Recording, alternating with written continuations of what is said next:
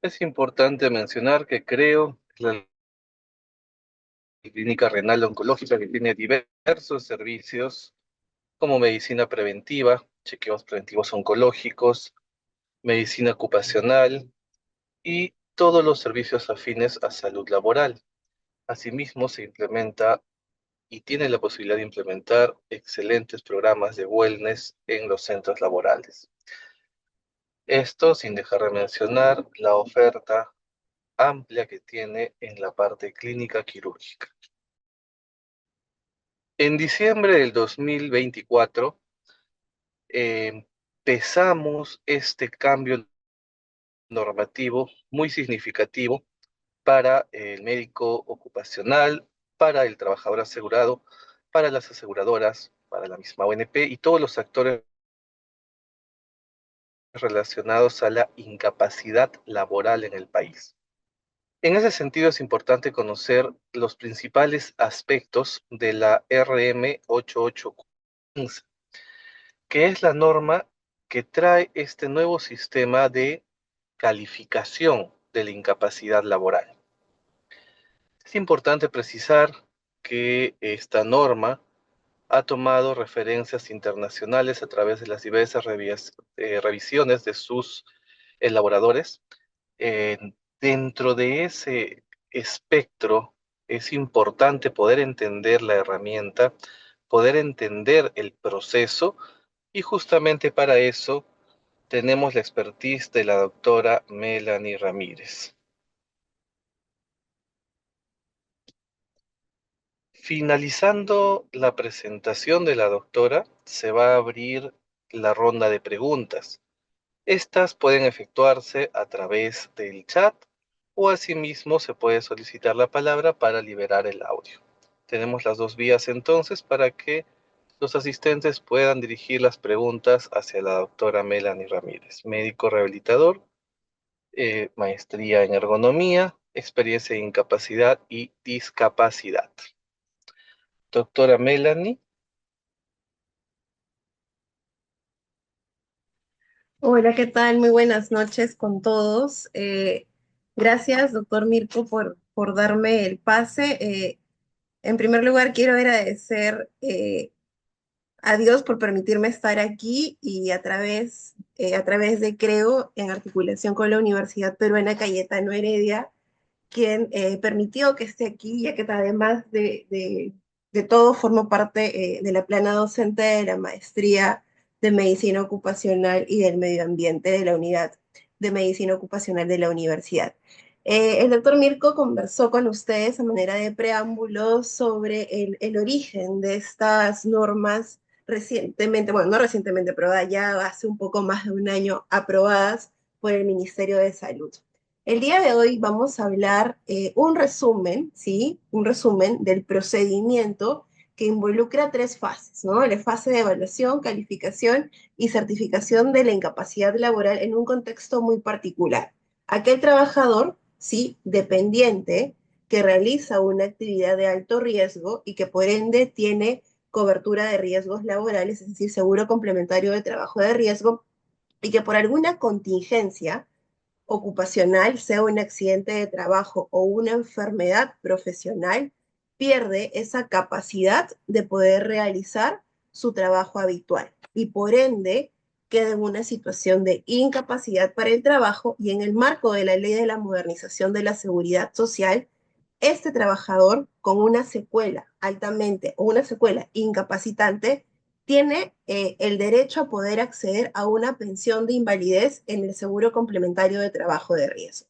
En ese sentido, hace no más de un año, el Ministerio de Salud aprobó dos grandes documentos normativos con una categoría de norma técnica de salud, es decir, documento obligatorio de aplicar en aquellos contextos en los que se requiera evaluar, calificar y certificar esta incapacidad laboral producto de un accidente de trabajo o de una enfermedad profesional en el seguro complementario de trabajo de riesgo.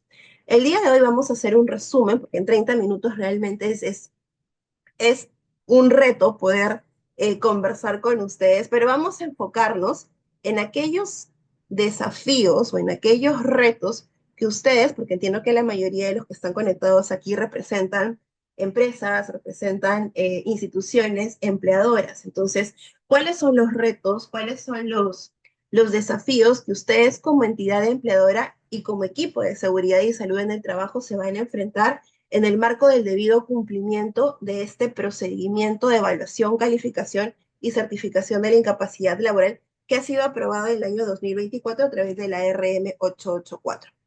Cuando el Ministerio de Salud elabora una norma técnica o cualquier documento normativo, tiene que hacer un estudio del arte. Recuerdo mucho esto que nos hablaba el doctor Astete en algún momento, ¿no? Tienes que ver qué hay, qué quieres plantear, a quién quieres llegar y con qué finalidad quieres hacerlo. En ese sentido, ¿sí? El producto final, que fueron estos dos documentos normativos, pasó por un debido análisis situacional donde se ve involucrado no solo el trabajador, sino también las aseguradoras y también las entidades empleadoras. Entonces, entendería yo que este documento normativo, esta norma técnica de salud, establece dentro de las disposiciones generales y específicas ciertos roles para cada una de las partes, ¿no? Un rol para el empleador, un rol para la aseguradora y un rol para el trabajador slash asegurado que se va a ver beneficiado o no luego del debido cumplimiento de este procedimiento. La historia de la normativa SSTR como tal inicia en el año 98. Ustedes, como médicos ocupacionales, como abogados en el área laboral, psicólogos, ingenieros, conocen muy bien de manera macro o de manera precisa, quizás muchos de ustedes, el marco normativo en relación al seguro complementario del trabajo de riesgo. La norma madre del SSTR es el Decreto Supremo 00398-SA, que establece la aplicación técnica del seguro complementario de trabajo de riesgo. Dentro de los diferentes artículos de este Decreto Supremo establece en el artículo 18 el derecho a una pensión de invalidez de aquel trabajador que tiene esta cobertura SSTR pensión, que producto de un accidente de trabajo o de una enfermedad profesional quede en una situación de incapacidad y que por ende tiene derecho a esta pensión de invalidez siempre y cuando se determine ese grado de incapacidad para el trabajo, ¿no? Entonces, estas normas vigentes permiten establecer o permiten llegar a esa medición de ese grado de incapacidad para el trabajo producto del accidente de trabajo o producto de una enfermedad profesional eh, en el trabajador, ¿no? Entonces, es importante tener en cuenta que estas normas recientes no fueron diseñadas o creadas sin ninguna razón de ser, digámoslo así, ¿no? Todo parte de una macro o una norma macro, que es el Decreto Supremo 00398, donde establece en términos generales aquellas disposiciones en el cumplimiento o en el goce de esta pensión de invalidez en aquel trabajador que realiza una actividad de alto riesgo que queda pues con una incapacidad para el trabajo. De hecho, en el año 98, para poder determinar este grado de incapacidad, ¿sí? Porque sabemos que una vez que se aprueba un documento normativo, una ley, un decreto supremo, como en este caso, al día siguiente ya se hace efectiva. Entonces, cuando se aprobó este decreto supremo, al día siguiente muchos trabajadores, ¿sí? Solicitaban esta pensión de invalidez demandada por un accidente de trabajo o una enfermedad profesional.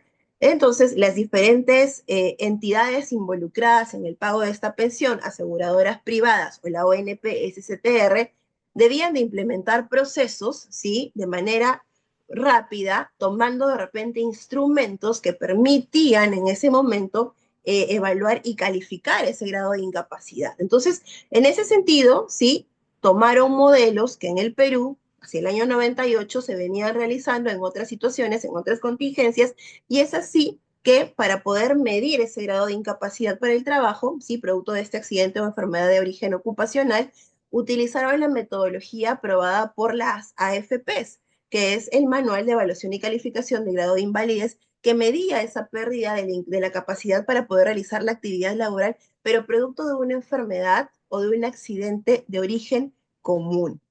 Bien, en el sistema previsional, en este caso en el sistema privado de pensiones. Si bien es cierto, durante todos estos años y hoy por hoy, hacia el año 2026, es el instrumento que se viene utilizando, ¿sí? De hecho, muchos años atrás, el Ministerio de Salud aprobó un documento que para mí siempre es súper técnico y aquellos que de repente han sido mis alumnos o hemos tenido la oportunidad de conocernos y conversar sobre los marcos normativos en el SCTR, siempre hablo y defiendo, sí, a capa y espada, la RM 069-2011, del año 2011, valga la redundancia, que aprueba este documento técnico que permite evaluar y calificar el grado de invalidez en accidentes de trabajo y enfermedades profesionales en el seguro complementario de trabajo de riesgo. Este documento técnico, a mi parecer, y ojo, es mi opinión, sí, siempre recalco esto, establece ¿sí? los criterios para poder evaluar y calificar este grado de invalidez o esta pérdida de la capacidad para poder trabajar, teniendo en cuenta desde el punto de vista médico, técnico específico, dos grandes componentes, ¿no? La persona, el trabajador, que producto de ese accidente tiene un daño estructural o un daño anatómico llamado capacidad funcional residual, y el match o la suma de esa capacidad funcional residual versus o hacia la actividad laboral. Es decir, evalúa o considera esta compatibilidad entre las secuelas, ¿sí? El daño estructural, el daño anatómico, versus, ¿sí? La actividad laboral que realiza este trabajador, porque no es lo mismo, y eso es algo que siempre digo, ¿no?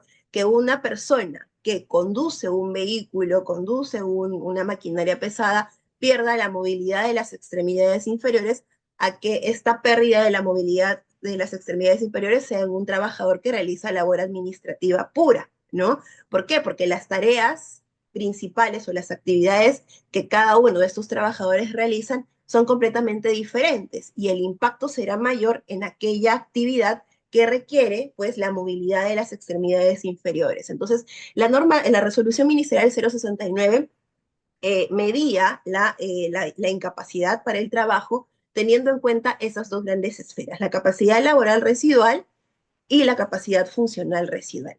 Sin embargo, los que tienen experiencia en esto han visto que no es un documento que se utiliza por los médicos evaluadores, por los peritos o por los consultores, como sí se hace con mayor incidencia y frecuencia en el caso del manual médico, ¿no? Entonces, nos poníamos en su momento con colegas a poder discutir y tener alguna explicación de por qué no se aplica la RM o no se aplicaba la RM 069 en su momento desde que salió y bueno, parte de la explicación, yéndonos un poquito a lo legal, es que el carácter, ¿sí? O la categorización, digámoslo así, de este documento normativo estaba orientada a ser un documento técnico y para los documentos normativos aprobados por el Ministerio de Salud, un documento técnico es un documento de referencia, es decir, si yo como evaluador o yo como profesional de la salud que estoy involucrada en este procedimiento, quiero, lo utilizo. Si no me siento a gusto o no conozco la estructura per se del documento, no lo aplico y aplico otra metodología. Entonces, una de las razones técnicas y más que todo en el marco normativo del por qué no se aplicaba la RM 069 en este tiempo es porque el nivel el nivel jerárquico como documento normativo hace que sea pues tomado como un documento de referencia, ¿no?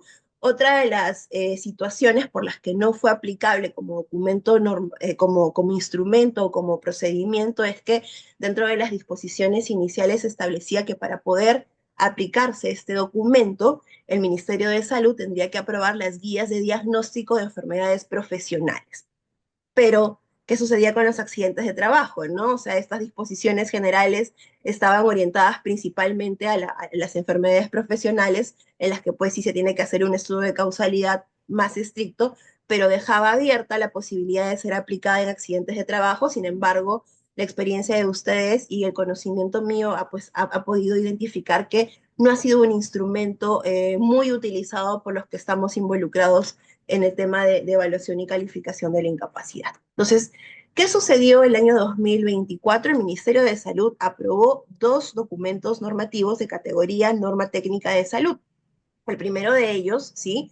Es la norma técnica 223. Esta norma técnica de salud establece los criterios o el procedimiento de evaluación, de calificación y de certificación de la incapacidad laboral producto de un accidente de trabajo o de una enfermedad profesional en el seguro complementario de trabajo de riesgo. Es decir, yo soy médico ocupacional, por ejemplo, de una avícola, por ahí he visto a alguien que puede estar ahí identificado, y tengo un trabajador que se accidenta en alguna de las líneas operativas, o tengo un trabajador que, habiendo hecho un estudio de causalidad, efectivamente desarrolla un, no sé, un trastorno musculoesquelético de miembro superior, y bueno, haciendo la investigación ergonómica, el reconocer, determino que efectivamente esa lesión es producto de la exposición a diferentes factores en el trabajo, pues este trabajador sí podrá solicitar a su seguro complementario de trabajo de riesgo eh, el inicio de todo este procedimiento para acceder a una pensión de invalidez. El recorrido, ¿sí? El recorrido que va a seguir este trabajador, es decir, a dónde va a ir, quién lo va a evaluar, dónde se va a evaluar, qué especialistas, con qué técnicas, bajo qué medidas, es decir, el procedimiento va a estar regulado por esta norma técnica de salud 220, perdón, 220. Pero sí, el procedimiento no se puede dar sin el instrumento. Es decir, ok, tengo un trabajador que viene con una lesión de miembro superior, yo sé que va a ir a tal establecimiento, que lo va a evaluar quizás el traumatólogo, lo va a evaluar el médico rehabilitador, lo va a evaluar las especialidades pertinentes, pero ¿qué criterios va a considerar este médico que va a evaluar a la persona? Qué va informar en los diferentes productos o en los diferentes entregables de cada una de las etapas, ¿no? ¿Qué voy a medir? Si voy a medir rangos articulares, si voy a medir fuerza, si voy a medir dolor, si voy a medir lateralidad, o sea, toda esa información de qué voy a colocar está establecido en el instrumento, es decir, en el siguiente documento normativo aprobado por el Ministerio de Salud, la norma técnica de salud 223, que establece el procedimiento, que establece, perdón, los criterios para poder yo evaluar y luego en un futuro, en otro proceso de en otra etapa de este proceso, poder calificar. Es decir, el instrumento me va a permitir a mí poder identificar cuáles son las deficiencias o cuáles son los criterios que yo tengo que colocar según los diagnósticos, y eso es en la etapa de evaluación, y en la siguiente etapa de calificación me va a permitir convertir, ¿sí? O expresar, digámoslo así, esos hallazgos en términos porcentuales. Entonces, importantísimo, doctores, ingenieros, licenciados y a todos los que estemos aquí conectados en esta sala de webinar, que estas dos normas técnicas de salud, tanto la 220 que establece el procedimiento como la 223 que establece el instrumento, son normas que han derogado la RM 069. ¿Sí? ¿Qué quiere decir? Que ya la RM 069 no es un documento vigente, ¿sí? Yo diría que no fue para muchos un documento vigente porque no fue aplicado por muchos de los que realizamos este tipo de procedimientos de evaluación y calificación, pero ya existe un documento vigente que es la RM 220 que deroga la norma técnica de salud, perdón, 220, aprobada por la RM 884, que deroga ya la RM 069. Ahora, doctora, ¿qué quiere decir? Que si mañana, sí, que si mañana o que si yo ahora tengo un trabajador que efectivamente se accidentó y perdió la pierna y ya pasó por rehabilitación, ya está en prótesis y bueno, este trabajador es técnico de telecomunicaciones o trabaja en pesquera y realmente no va a poder regresar a su puesto de trabajo habitual como técnico, como pesca en alta mar, etcétera, etcétera, este señor ya puede ir y tocarle la puerta de la aseguradora y solicitar esta pensión de invalidez y va a pasar por este procedimiento que ha sido aprobado en el año 2024. No.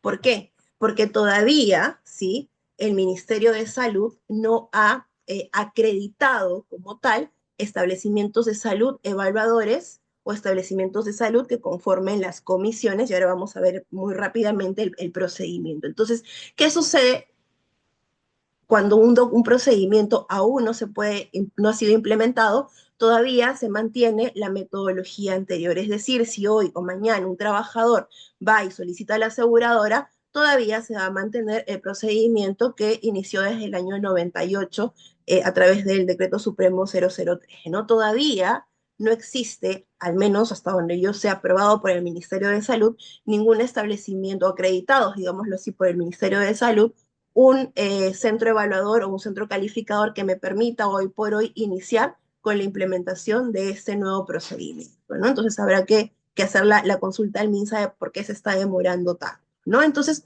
vamos un poquito ahora sí a describir el procedimiento. Tenemos un trabajador, ¿no? Aquí veo colegas que ya he conocido en alguna de las clases, está por ahí Reinaldo, que es un amigo mío de la maestría de hace mucho tiempo. Entonces, y entiendo que la gran mayoría de ustedes trabaja, ¿sí? Como equipo de SST en diferentes empresas o en diferentes instituciones que tienen puestos de trabajo que son considerados puestos de alto riesgo, ¿cierto? Y es probable que muchos de ustedes han tenido trabajadores que producto de un accidente de trabajo han perdido una extremidad, han quedado con una rigidez articular, quizás con una lesión medular, o producto de una enfermedad profesional haya quedado con una fibrosis pulmonar importante o un daño auditivo importante o quizás un trastorno a nivel de columna producto de una discopatía. Entonces, tienen trabajadores, ¿sí? Que tienen un daño, una secuela producto de un accidente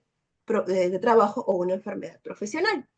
¿Sí? Y sabemos que estos trabajadores ya no van a poder desempeñarse en su puesto de trabajo habitual de la misma forma que lo hacían antes del accidente o antes de haber sido, de haber enfermado, digamos así. Entonces, sí, efectivamente se encuentran en una situación de incapacidad para el trabajo o de incapacidad laboral.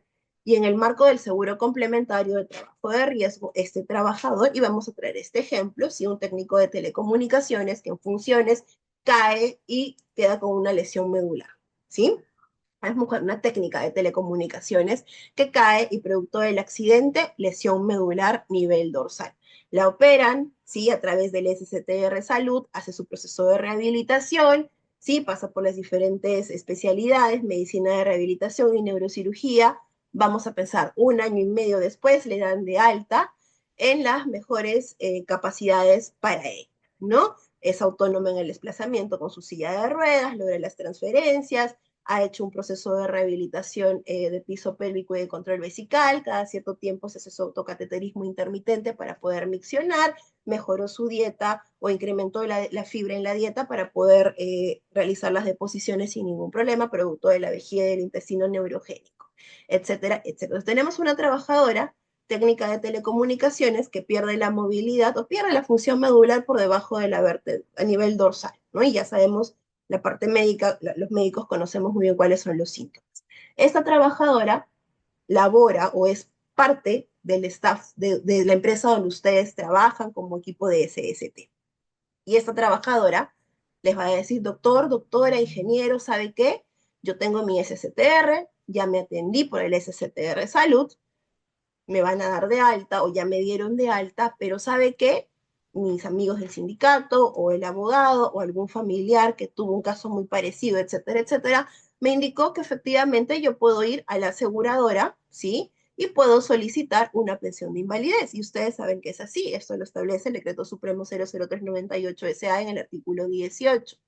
Pero esa aseguradora o la aseguradora va a recibir o va a recepcionar la solicitud de este trabajador hasta antes de la aplicación o de la aprobación de la RM884, que aprueba la norma técnica de salud 220, donde se establece el procedimiento, cada aseguradora, y ustedes quizás han podido identificar, establecía la documentación, ¿no? Muchas compartían la misma documentación, el aviso del accidente, el informe, un certificado médico, el reporte de SITTs, etcétera, etcétera. Compartían, pero no eran documentos estandarizados. Vamos a ver en un ratito, a través de una diapositiva, que a partir de la aplicación de esta norma técnica de salud 220, ya todas las aseguradoras deben de regularizar y homogeneizar aquellos criterios o aquellos documentos que van dentro de la solicitud, porque esta norma técnica de salud 220 a través del anexo 1 establece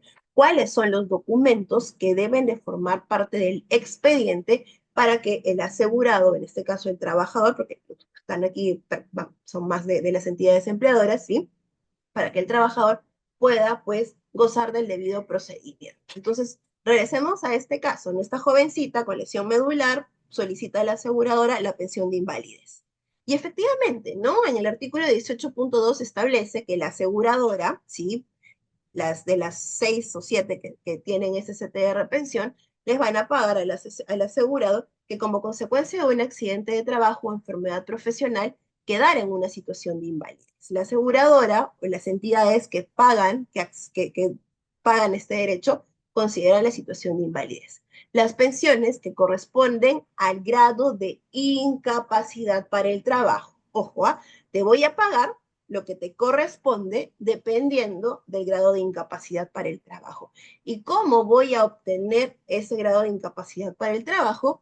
Conforme a lo que se establece en el Decreto Supremo 00398, de acuerdo a las normas técnicas, ¿sí?, dictadas por el Ministerio de Salud a propuesta de un equipo letrado de profesionales que representan a las diferentes entidades involucradas en el SSTR llamada Comisión Técnica Médica. Es decir, yo aseguradora te pagaré a ti lo que te corresponde según el grado de incapacidad para el trabajo. ¿Y cómo vamos a obtener ese grado de incapacidad para el trabajo? Según lo que se establece en las diferentes normas técnicas aprobadas por el Ministerio de Salud. Entonces, sabemos que las normas técnicas de salud vigentes son la 220, donde se establece el procedimiento, y la 223, donde se establecen los criterios de evaluación y calificación de esa incapacidad que me permite obtener ese porcentaje, ese grado de incapacidad expresado en términos porcentuales. Y aquí quiero compartir, ¿no?, lo que les decía. ¿Cuáles son esas normativas vigentes que indica este artículo 18.2 del DS 00398? La norma técnica de salud 220 y la norma técnica de salud 223. Son las vigentes. ¿Sí? Es lo que se establece. Sin embargo, aún no están implementadas. Por ende, vamos a seguir utilizando lo vigente hasta el momento. Sin embargo, ya creería yo, al menos con la información que hemos conseguido, que en las próximas semanas, creería yo que ya el Ministerio de Salud va a aprobar o va a publicar la aprobación o la acreditación de establecimientos de salud públicos inicialmente, y yo me imagino que también el sector privado también lo ha solicitado, para poder iniciar con estos procesos o estas etapas de evaluación y calificación que las vamos a ver rápidamente en un ratito, ¿sí? Ahora, ¿cómo determino ese grado de incapacidad para el trabajo? La norma técnica de salud 220 y también la 223 establecen que la incapacidad para el trabajo, ¿sí?, es decir, esa medida en porcentual de la incapacidad para el trabajo, que algunos quizás o la gran mayoría de ustedes conozcan, que tiene el nombre técnico de menoscabo, es decir, ese grado de incapacidad para el trabajo medido en términos porcentuales, es decir, el menoscabo, tiene 4 grandes componentes, ¿sí? El más sencillo, la edad. Y es la edad cronológica. Ojo, recuerdo mucho que en algunas capacitaciones, doctora, pero ¿por qué es la edad cronológica? Se debería de medir la edad de años perdidos, ¿no?, por este accidente o por esta enfermedad. Es cierto, sí, pero al haber hecho revisiones de los diferentes documentos que miden la incapacidad en otros países, consideran la edad cronológica, ¿sí? Y se va a dar un porcentaje de 0 a 3, como vemos en este cuadrito, por edad, dependiendo del rango etario, ¿no? Mientras mayor edad tenga la persona, ¿sí?, más porcentaje se le va a dar. Mientras menos edad dentro de las características, se le va a dar menor porcentaje dentro de lo establecido en los criterios de edad. ¿Bien? Ese es el más sencillo. ¿Cuál es el otro más sencillo? Digo yo, deficiencias, porque es lo que yo puedo medir a través de una evaluación clínica, a través de pruebas, exámenes auxiliares, etcétera, etcétera. Entonces, la parte de deficiencias es la parte médica, netamente, ¿no? O sea, la parte anatómica, estructural, funcional, que va a ir hasta un 50%. ¿Qué es lo más complejo? Quizás los que a ustedes como entidad empleadora le corresponde. Y aquí viene, ¿no?, la parte de restricciones de capacidades laborales, ¿no? Doctora, pero ¿yo por qué? Yo he escuchado en alguna exposición que esto se va a hacer en un establecimiento de salud. Yo soy médico de empresa, yo soy abogado de la empresa. ¿Yo qué rol tengo si todo esto se va a realizar en un establecimiento de salud? Yo no trabajo para este establecimiento de salud. El rol que ustedes como equipo de SST de las diferentes empresas van a tener, o de las instituciones, es brindar la información documentaria que permita poder medir o calificar esas restricciones y capacidades laborales, ¿no? ¿Cómo? A través de los documentos que ahorita vamos a considerar y vamos a presentar. Bien, este procedimiento sí establece tres etapas: la etapa de evaluación, la etapa de calificación y la etapa de certificación. Es decir, el usuario, el trabajador, el asegurado va a tener que pasar por todos estos procedimientos, ¿sí? Para poder obtener un documento llamado certificado de incapacidad, donde se establezca, donde se describa ese grado de incapacidad para el trabajo y que dependiendo de ese resultado, la aseguradora le pagará o no le pagará una pensión de invalidez. Doctora, pero esto ya se venía realizando. Es cierto, ¿no? Porque desde el año 98 las aseguradoras vienen pagando pensiones de invalidez en el SSTR.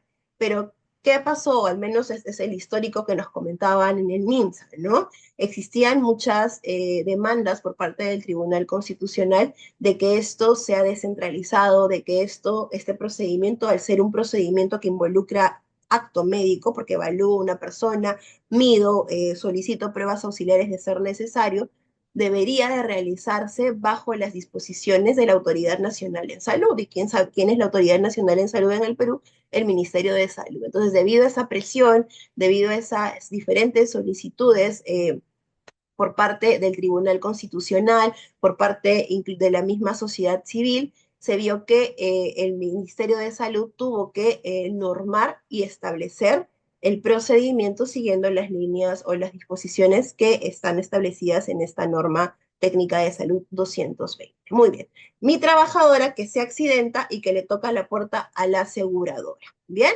Muy bien. La aseguradora efectivamente le va a pagar una pensión, pero hay que medir ese grado de incapacidad. ¿Y cómo mido yo ese grado de incapacidad? Vamos a ver aquí el procedimiento, el paso a paso, el step by step que va a tener que seguir ese trabajador o ese asegurado para poder acceder a esta pensión de invalidez. Bien, lo primero es la solicitud, ¿no? Y aquí sí, doctores, ingenieros, licenciados, equipo de SST, abogados y demás, voy a hacer énfasis en esta etapa de solicitud porque es la etapa que a ustedes como entidad empleadora les corresponde, ¿sí? Si alguno de ustedes es médico ocupacional por especialidad, es rehabilitador, es otorrino, es neumólogo y quisiera participar en el debido procedimiento en un establecimiento de salud, no voy a darles mucha información en este momento porque está orientada a los retos y desafíos a los que va a enfrentarse la entidad empleadora y el equipo de CST de esta entidad empleadora.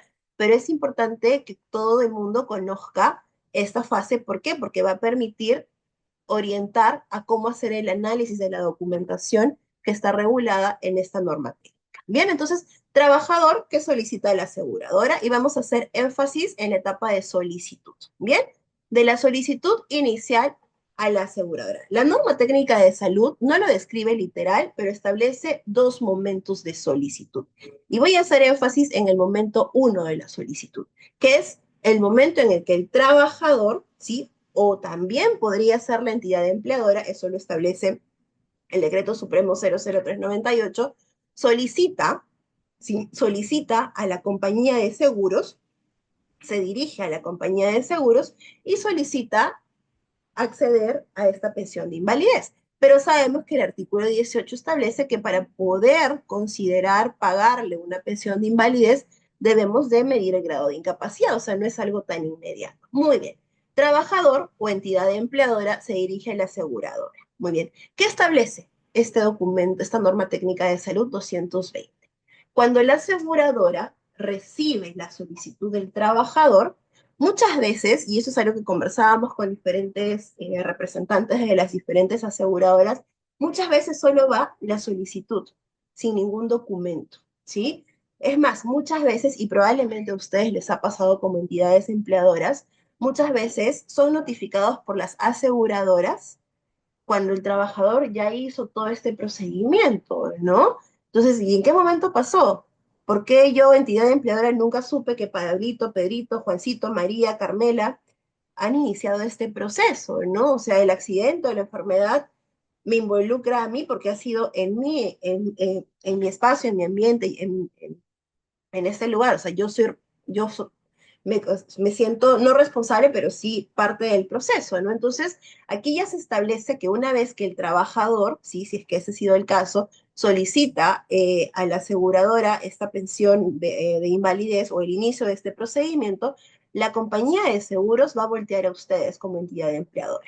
¿Para qué? Para solicitar, sí, la presentación de los documentos descritos en el anexo 1. Es decir, aquí viene la responsabilidad de ustedes como entidades de garantizar que efectivamente el expediente de este trabajador lleve la documentación establecida en el anexo 1. ¿Qué sucede si la empresa es notificada y ¡pi! O sea, los ranitos, ¿no? Cric, cric, cric, cric, el timer. No pasa nada. Pasa un día, 2 días, 3 días, 4 días, 5 días, 6, 7, 8, un mes, 3 meses, y la entidad empleadora nunca responde. El trabajador, el asegurado, no va a poder continuar con el debido proceso. ¿Qué es lo más probable que suceda?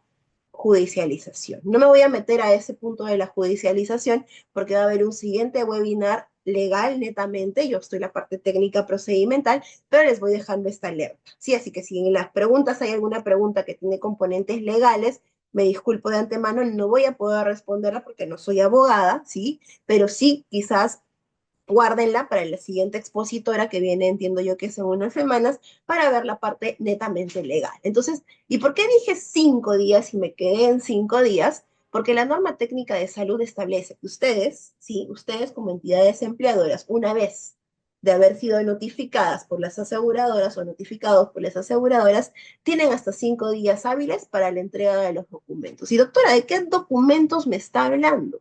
La norma técnica de salud en el anexo 1, la 220, establece, ¿sí? Establece cuáles son los documentos, ¿sí? Que forman parte del expediente en las diferentes contingencias, no sea contingencia 1, accidente de trabajo, o sea contingencia 2, enfermedad profesional. Ahora vamos a ver rápidamente el porqué también de cada uno de esos documentos de manera general, y ahora, y más aún, ustedes se van a sentir con mayor responsabilidad de tener su gestión documentaria de SST en orden, porque si es que no la tenemos de esta manera, estaríamos vulnerando el derecho del trabajador a poder iniciar o poder pasar por las siguientes etapas de este procedimiento, ¿no? Entonces tengamos en cuenta eso. Ahora, porque yo les decía que la solicitud se dividía en dos fases o en dos momentos, ¿no? Pensemos en que todos somos empresas responsables y que tenemos nuestro sistema de gestión documentaria de SST muy bien organizadas, y respondo, ¿sí?, a la compañía de seguros con los documentos que ahora rápidamente vamos a comenzar. La compañía de seguros recibe, ¿sí?, recibe esa documentación, la valida porque tiene sus médicos auditores, tiene su equipo de auditoría, la valida, arme el expediente y luego viene el momento de la solicitud 2, ¿no? ¿Y por qué es importante este momento? ¿Por qué? Porque hoy por hoy las aseguradoras, sí, tienen sus propios consultores, sus propios médicos auditores, sus propios proveedores, digámoslo así, que miden, evalúan, califican y demás. Bajo esta norma técnica de salud 220 ya no van a poder hacer eso. Ahora, todo este procedimiento de evaluación, de ver, de medir, de hacer una prueba, de palpar, etcétera, etcétera, debe ser realizado en un establecimiento de salud, ¿sí? Y eso lo establece la norma técnica de salud 220, ¿sí? Entonces, y obviamente una vez que armamos todo este expediente, la aseguradora, nos ponemos en el rol de aseguradora, voltearemos al establecimiento de salud que haya sido aprobado como establecimiento de salud evaluador, con quien yo, aseguradora, tengo un convenio de prestaciones o de servicios, ¿sí? Y envío esa solicitud, ¿sí?, o ese expediente al establecimiento de salud San Pedro, por ejemplo, o a la clínica, porque vamos a ver que puede ser públicas o privadas, a la clínica o al hospital San Pedro, y solicito a la clínica o al hospital San Pedro que inicien el proceso de evaluación. Por eso es que el momento 2 es de la solicitud de la aseguradora, ¿sí?, compañía de seguros, hacia el establecimiento de salud que cumple el rol de establecimiento de salud evaluador, ¿sí? Ahora, ¿cuáles son esos documentos? Regresemos al momento 1 y Y aquí sí viene la responsabilidad de ustedes, ¿no? Es más, o sea, no es algo que se vayan a inventar las aseguradoras, es algo que ya está normado en un documento, valga la redundancia, normativo del Ministerio de Salud que tiene la jerarquía de norma técnica de salud, ¿no? Los abogados bueno, aquellos conocedores de leyes sabemos que existe la pirámide de Kelsen, ¿no? Donde está la jerarquización de normas. Extrapolemos un poquito ese criterio a documentos normativos del sector salud. La norma técnica de salud está en el ápice de esa pirámide. O sea, es un documento importantísimo hacia arriba en la jerarquización de documentos normativos y tiene el carácter de obligatoriedad, es decir, es obligatoria, de obligatoria aplicación, ¿sí? E implementación en aquellos actores involucrados en los procesos debidamente normados, ¿no? Entonces, al ser un documento o una norma técnica de salud, obliga, ¿sí?, a las entidades empleadoras a poder presentar estos documentos que son parte del anexo 1. Entonces, el anexo 1 corresponde a aquellos documentos que van a integrar ese expediente, ¿sí?, del asegurado que presentará la aseguradora en el momento 2 de la solicitud a ese establecimiento de salud público o privado que va a evaluar a la persona. ¿Bien? Y miren lo que dice el asterisco, ¿ah? No lo estoy inventando yo, tampoco el doctor Mirko, menos el doctor Astete, menos la doctora Paola, que también está aquí conectada. No, lo establece el Ministerio de Salud en su norma técnica de salud. Estos documentos deben ser entregados a la aseguradora de manera obligatoria por el empleador. Ojo, ¿ah? O sea, ustedes como entidades empleadoras tienen la obligatoriedad. Doctora, ¿y cuáles son esos documentos? Yo les decía que la norma establecía contingencia 1, enfermedad profesional, y contingencia 2, accidente de trabajo, ¿no? Entonces, miren rápidamente los documentos, ¿no? El perfil del puesto de trabajo, del trabajador asegurado, con los requerimientos del puesto de trabajo y capacidades del trabajador, las funciones principales y secundarias del puesto de trabajo. Doctor, ¿y por qué me piden eso? ¿Por qué yo tengo que describir que de repente mi operario de recolección, ¿sí? O mi técnico o mi obrero que trabaja recolectando los arándanos realiza este tipo de actividades, las horas que realiza esas actividades, la posición, la postura en la que realiza, si está expuesto o no está expuesto a otras actividades, etcétera, etcétera? Porque se acuerdan que yo les decía que dentro de los componentes de la incapacidad laboral, además de la parte médica, además de la edad y todo lo demás, estaba un componente muy importante llamado capacidades laborales. Entonces, por eso es importante, ¿no? Porque ustedes, como entidades empleadoras, van a dar la información que va a permitir analizar en el proceso de evaluación si efectivamente existe o no existe la compatibilidad entre la secuela, ¿sí? La parte médica, anatómica, estructural, y la posibilidad o no de regresar al puesto de trabajo habitual. Es decir, si ustedes como entidad empleadora no me dan un profesiograma, no es profesiograma, es un perfil de puesto de trabajo, ojo, no dije profesiograma, o les establezcan las funciones principales o funciones secundarias de ese puesto de trabajo, difícilmente se va a poder hacer ese análisis, ¿sí? Real, objetivo, digámoslo así, de la medición de ese componente llamado capacidades laborales y residuales. Entonces, probablemente haya un sesgo en la información, o se sobrecalifique o se infracalifique, y ahí van a venir los problemas, ¿no? Luego viene la parte de la historia ocupacional del trabajador, los monitoreos de factores de riesgo, la matriz IPER-C, los exámenes médicos ocupacionales, preocupacionales y periódicos. ¿Por qué? Porque dentro, ¿sí?, de los procedimientos, principalmente de la etapa de evaluación, antes de yo poder medir el dolor, antes de yo tener que medir los rangos articulares, antes de que mi otorrino tenga que hacer las pruebas audiométricas y medir los umbrales auditivos y el deterioro binaural, monaural, binaural y global, antes de que mi neumólogo evalúe y tome una espirometría o un delco y mida la capacidad respiratoria restante, antes de toda esa parte médica estructural, tengo que confirmar y reconocer que efectivamente ese problema respiratorio, esa hipoacusia, ese trastorno musculoesquelético corresponde o no a una enfermedad profesional.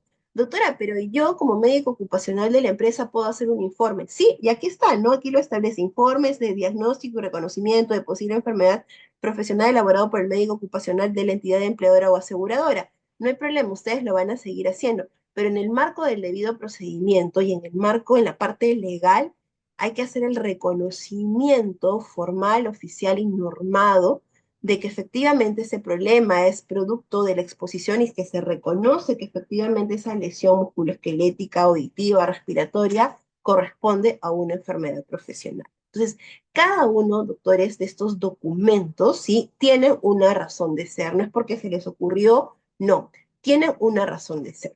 Algunos para el análisis del rol laboral, otros para el diagnóstico y reconocimiento, y es el compromiso de ustedes como área de recursos humanos, de SST, de SOMA, ustedes como entidad de empleadoras, de brindar esa información, ¿no? Y que la información sea completa. Entonces, los invito, doctores, a mejorar, si es que no lo tuvieran, su registro documentario en temas de este tipo de informes y documentaciones que están establecidas en el anexo 1.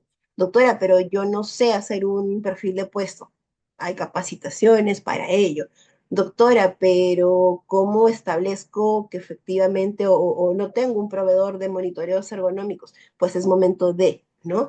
¿Qué ejercicio normalmente Mirko y yo cuando hacemos capacitaciones comentamos a nuestros alumnos, ¿no? Empiecen, ¿sí? Por aquellos puestos, yo estoy, claro, pero tengo 300 puestos de trabajo y es más, o tengo 50 puestos de trabajo y es difícil de poder agruparlos en grupos de exposición similar, o sea, me saldrán 15 o 20, de esos 50 se reducen a 20, pero igual son bastantes. ¿Cómo puedo empezar?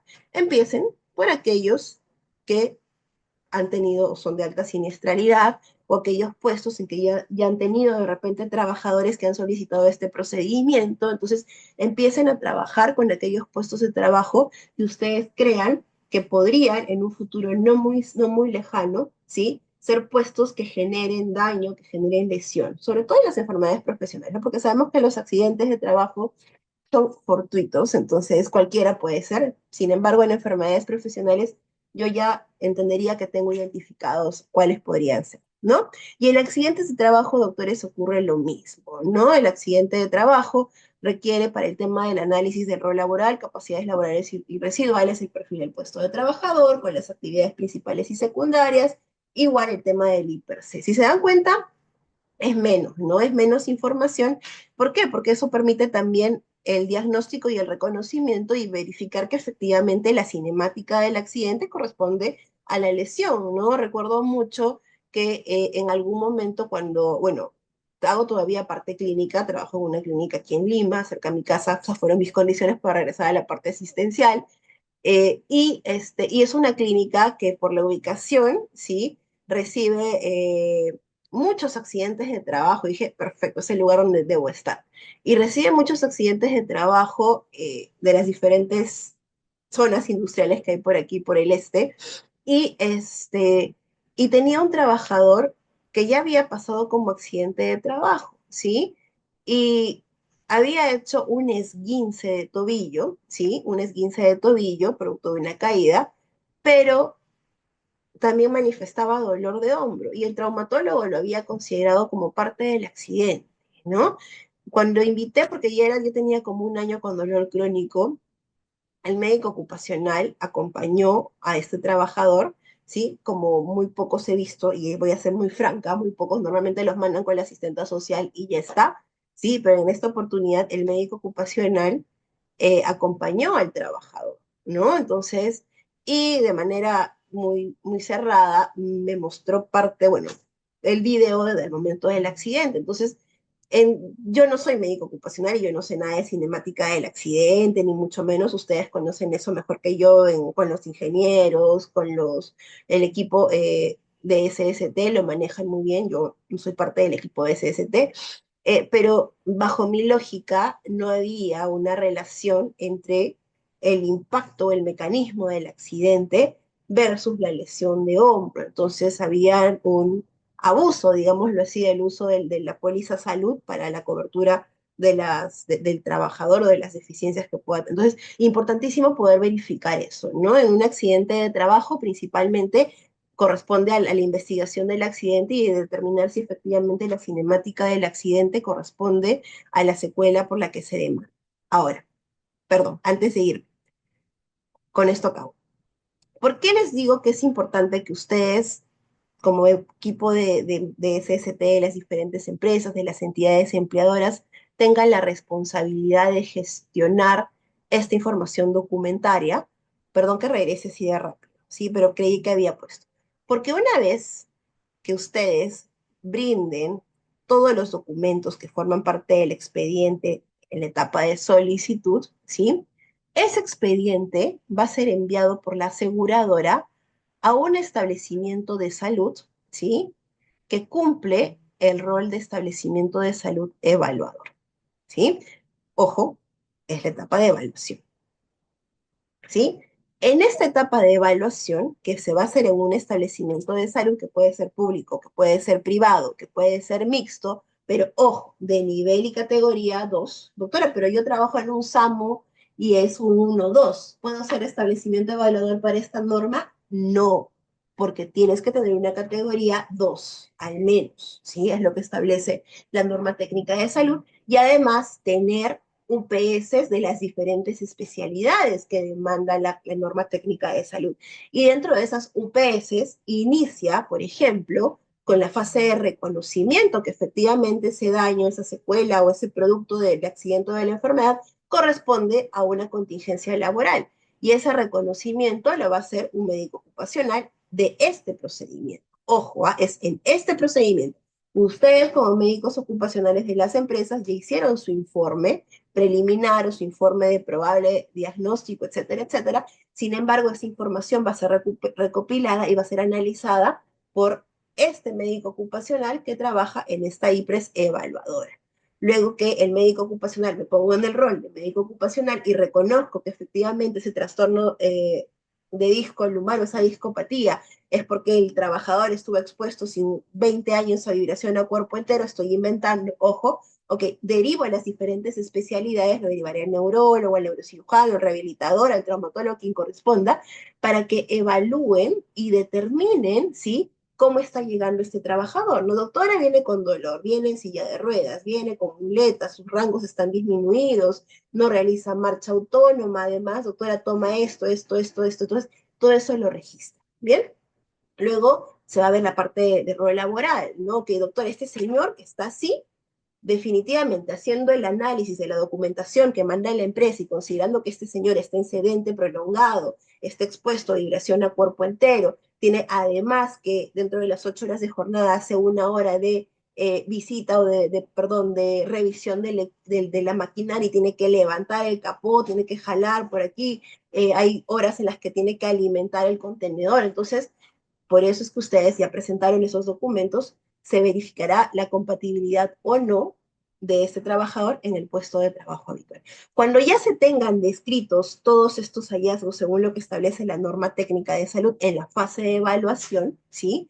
Este expediente será calificado y certificado por otro equipo de profesionales, ¿sí? Que conforman la comisión de incapacidad en el SCT, ¿sí? Eso es algo importantísimo. No confundamos la evaluación con la calificación y certificación. Son dos momentos completamente diferenciados en la norma técnica de salud. Cada momento, cada fase tiene actores involucrados que no son los mismos. Ojo, ¿ah? El equipo, el staff de médicos evaluadores no pueden ser los mismos que el staff de médicos o de profesionales que conformen la comisión. Ojo, ¿ah? No se puede ser ni juez ni parte. Por eso, sí, por eso, doctores, es que, si bien es cierto, el proceso de evaluación, sí, el proceso de evaluación se puede hacer en cualquier establecimiento público, privado, mixto, de nivel 2 en cualquiera de las 25 regiones del Perú, que obviamente cumplan con los criterios establecidos y que hayan sido autorizados por el MINSA para tal, la comisión calificadora o la fase de calificación solo se harán en establecimientos de salud públicos o privados de nivel 3, ¿sí? De nivel 3. ¿Por qué? Porque eso garantiza, si en un establecimiento nivel 3 tengo más de un rehabilitador, tengo más de un otorrino, tengo más de un neumólogo, tengo más de un profesional por aquí y por allá, de un especialista, y eso de alguna forma garantiza que el mismo equipo o que el equipo sea completamente diferente al equipo calificador, sea diferente al equipo evaluador. Muy bien, doctores. Quiero cerrar este webinar, bueno, al menos la parte de mi exposición, porque ya me excedí como siempre, ya Mirko me está escribiendo los 30 minutos, invitándolos a poder ser parte de esta implementación, ¿no, doctora? Pero ¿cómo voy a ser parte de esta implementación si no quiero trabajar ni en la parte de evaluación, ni en la parte, y mucho menos ser parte de una comisión, porque no me interesa? Tengo el perfil, doctora, pero no me interesa. Los invito a ser parte de este procedimiento considerando esta lámina, ¿no? Y con esto cierro.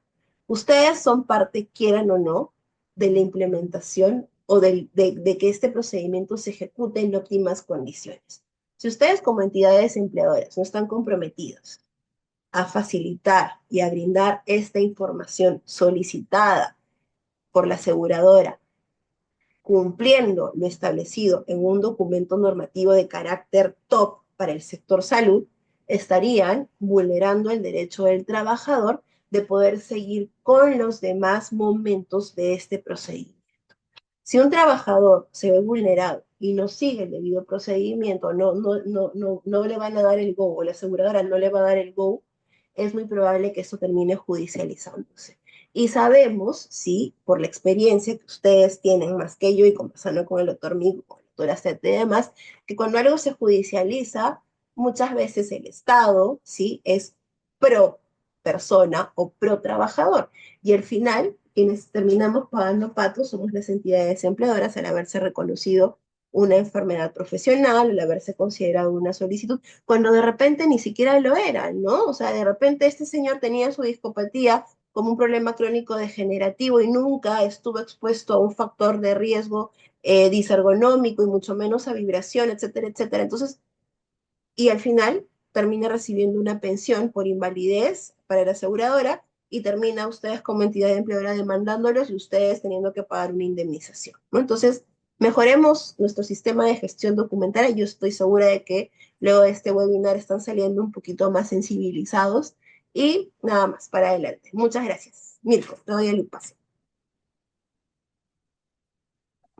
Excelente, le invitamos, doctora Melanie, a que se quede con nosotros. Obi, Asimismo, tengo el honor de presentar a la doctora Flor Calderón, directora de Clínica Creo Más de la Universidad Peruana Cayetano Heredia. Está con nosotros la directora médico de la Clínica Creo Más, quien va a poder estar y participar en este breve panel que vamos a realizar junto a la doctora Melanie. Bienvenida, doctora Flor. Muchísimas gracias, doctor Mirko y doctora Melanie. La verdad que excelente exposición, le agradezco mucho. De, quisiera también compartir con ustedes por qué es que estamos y cómo es que ha nacido esta serie de webinars que vamos a lanzar, ¿no? Y cuál es el espíritu atrás de esta estrategia. Nosotros, Clínica Creo Más, es una clínica que le pertenece a la Facultad de Medicina de la Universidad Peruana Cayetano Heredia. Y como bien comentó el doctor Mirko al iniciar, nosotros hemos relanzado la clínica con líneas estratégicas de bienestar, wellness y salud ocupacional, de oncología integral y también de cirugía mínimamente invasiva, porque somos unos creyentes de que tenemos que rediseñar los servicios de salud que existen. Y en esa línea, digamos, mi expertise máximo y en el tiempo tiene más que ver con servicios de salud. Y por eso en este panel lo que vamos a hacer es, yo voy a hacer dos preguntas absolutamente desde la visión del usuario, ¿no? Porque los expertos son ustedes. Y efectivamente, los invito y ojalá podamos estar juntos en los siguientes webinars que estén diseñados, porque estamos a la misión de elevar, digamos, los estándares de cuidado en el sector latinoamericano con respecto a bienestar. Y entonces, doctora, doctor, no quiero también tampoco dejar de lado que esta es un esfuerzo que intersecta también el área de posgrado de salud ocupacional de la Universidad Peruana Cayetano Heredia y por eso estamos aquí compartiendo tanto conocimiento que tiene por fin mejorar la vida de nuestros trabajadores, de nuestros empleados y finalmente de nuestras familias también, porque todos nosotros somos empleadores o empleados y al final estamos en ese mismo círculo virtuoso. Ahora, yo quiero hacer solamente dos comentarios con una pregunta embebida porque creo que desde diseño de servicios de salud y desde, digamos, gerencias y unidades de gestión, uno, aunque no lo quiera, tiene que estar preparado y conocer cuáles son los procesos que tienes que llevar aún en estos escenarios que nadie quiere tener. Como bien indicó la doctora Melanie, un accidente es algo que puede ser fortuito, tenemos que poder prevenirlo desde todos los frentes. Sin embargo, el suceso puede darse en el momento que menos esperamos. Probablemente tener claros los conductos y canales representa también la preparación de la organización con respecto al bienestar para el trabajador y también en varios frentes protege tanto la reputación de la organización como los frentes, digamos, económicos, sociales y de inserción social, tanto de la empresa como del trabajador. Entonces, en esa línea sí me encantaría que por favor pudieran reforzar dos ideas centrales que entiendo son las principales que hay que por lo menos empezar por ese camino, que son, todas las instituciones pueden dar la certificación de invalidez, sí, no y por qué. Y también si es que son todos los médicos los que pueden hacer las evaluaciones o si son médicos con algunas capacitaciones especializadas para poder hacer, digamos, el reporte, seguimiento y la categorización final. Listo, doctora Flor, gracias. Justo hablaba con Mirko a ver quién responde, si es él o soy yo, y voy a ser yo y Mirko va a complementar. Respecto a la Gracias. primera pregunta, si todos los establecimientos de salud pueden certificar esta incapacidad laboral para el cobro de una pensión de invalidez, la respuesta es no. O sea, la norma técnica de salud 220 es muy clara, ¿no? Y establece en sus dos grandes momentos, la primera la evaluación y la segunda calificación y certificación, que en temas de evaluación solo puede hacerlo un establecimiento de salud público-privado de nivel 2, es más específico, dice 2.2 en adelante en las 25 regiones del país, Ujú. salvo en aquellas regiones que, por ejemplo, no tengan un establecimiento 2.2 y que la máxima capacidad resolutiva sea un 2.1, excepcionalmente se podrá hacer ahí, ¿no? Entonces, ahora, ¿por qué? Porque hay que seguir algunas disposiciones establecidas en esta norma técnica de salud y en la norma de categorización, ¿no? Hablábamos, por ejemplo, que dentro de este procedimiento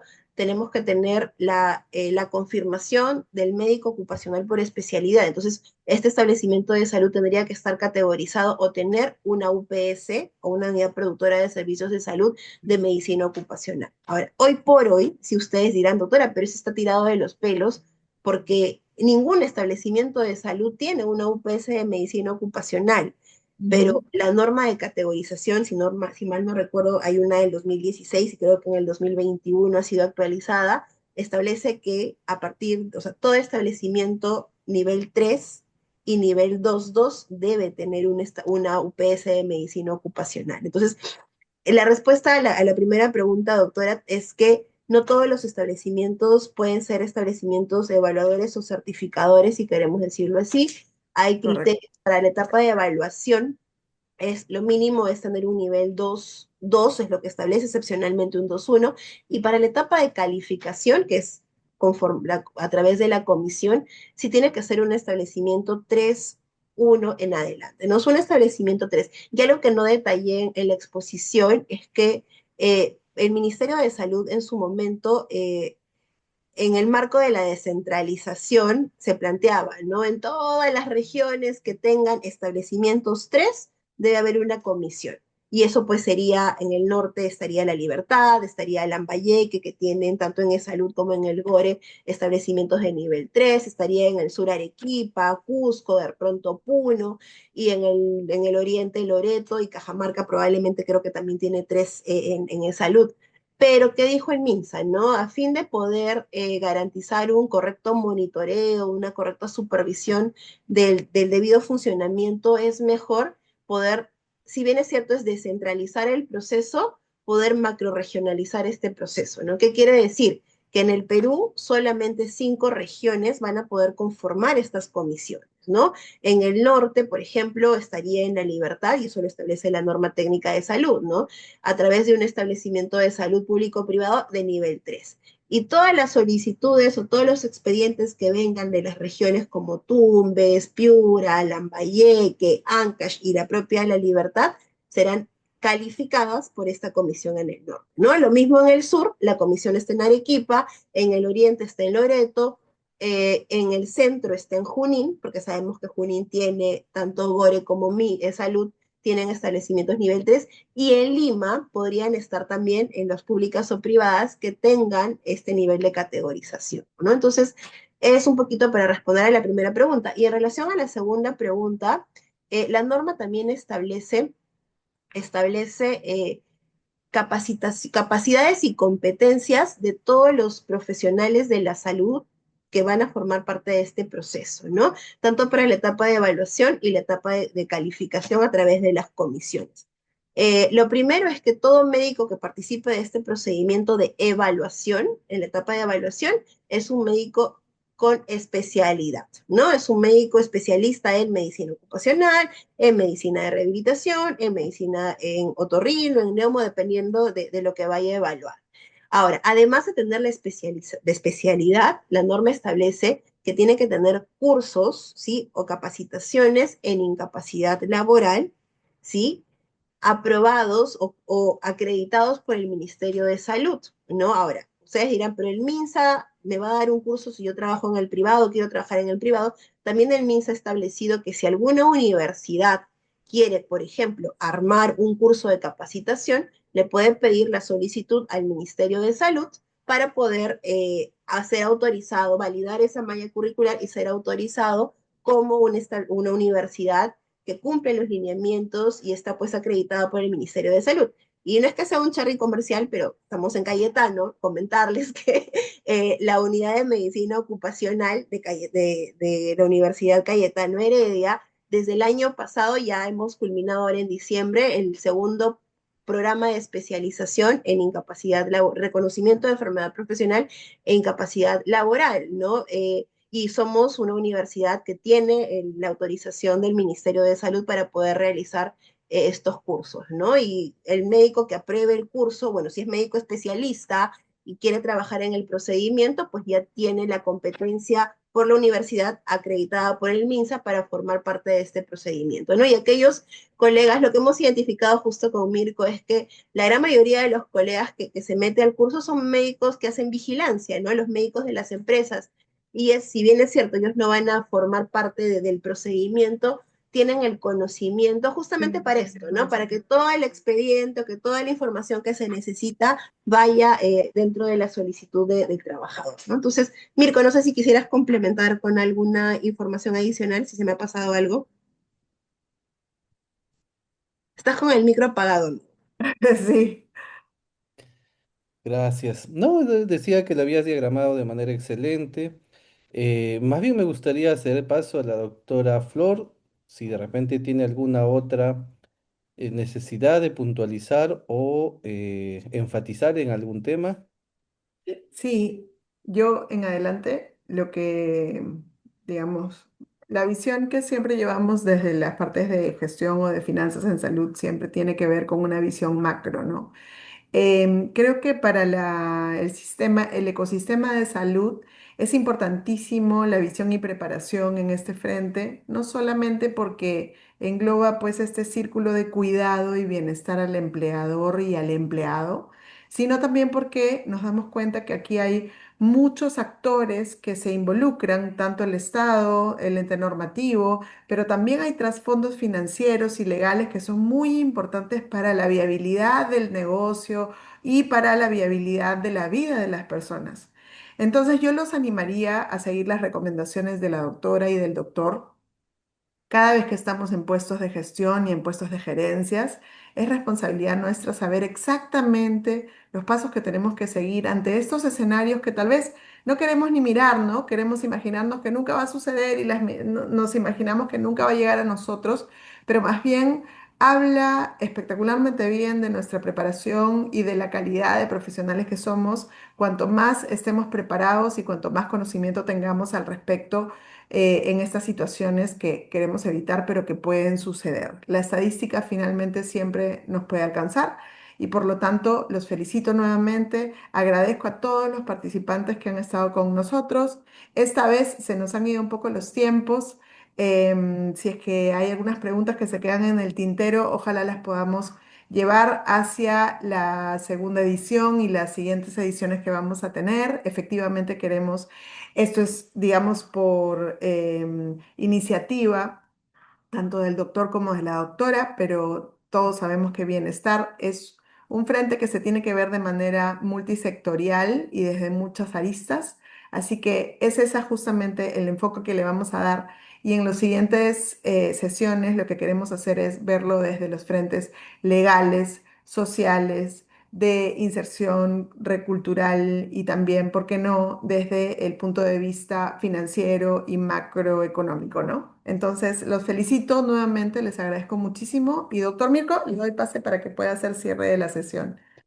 Excelente, justamente, y ya nos ha anticipado con su visión de 360 que tiene la doctora Flor, identifica justamente que estos aspectos están vinculados a diferentes aristas, tanto la técnica médica, la legal, la financiera, y en esa línea tenemos preparado una suerte de programación en los siguientes webinars. En el siguiente vamos a tener la participación de una experta legal en la materia.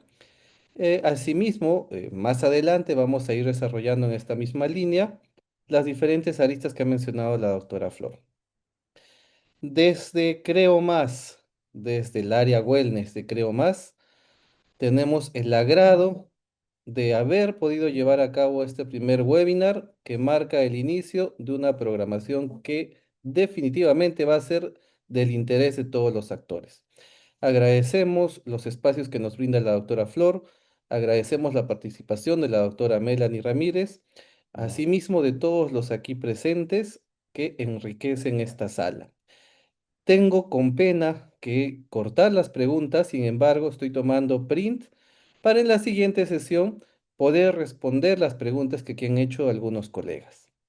Sin más, desde Creo Más, nos despedimos. Muy buenas noches. Buenas noches, muchas gracias, felicitaciones. Nos vemos en las próximas sesiones.